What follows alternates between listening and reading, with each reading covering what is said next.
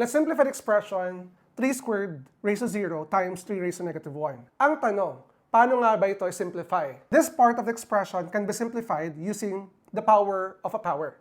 Here, we will copy the base, which is 3, then we will multiply the exponents 2 and 0.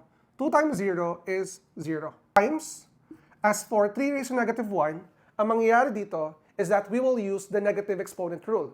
Ang ibig sabihin lang nun, when you have your negative exponent, what we need to do is to make that exponent positive.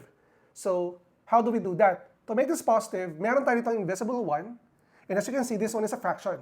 Ang gagawin lang natin, to make the exponent positive, if this is here in the numerator, dadalhin natin siya sa ating denominator.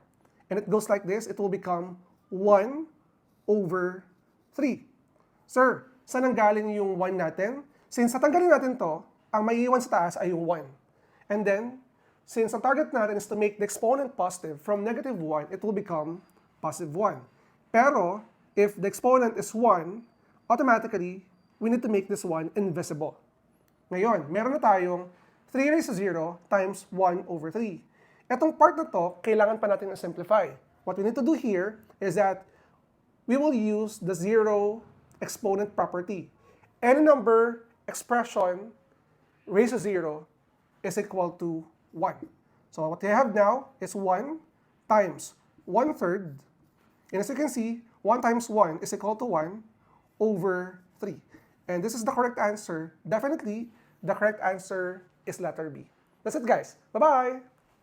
By the way, guys, if naghahanap ka ng math tutor na mag-a-assist sa'yo in your mathematics subject, do not hesitate to message us here sa ating Teacher Gon Learning Academy.